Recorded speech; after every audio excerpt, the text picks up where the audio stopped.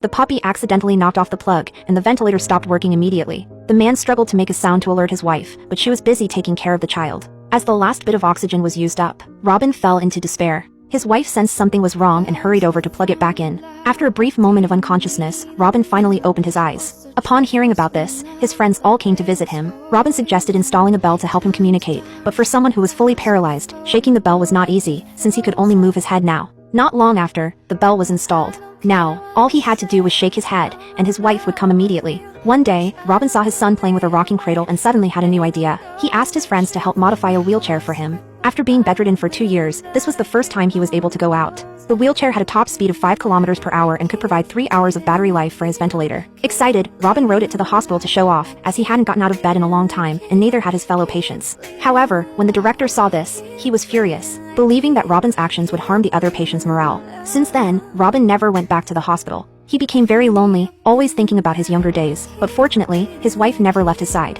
That night, his son found an album full of photos of Robin and his wife's adventures in Africa when they were young. So, he asked his father when they could go to Africa again, and he could push him this time. Not long after, the family set off on their journey to Africa.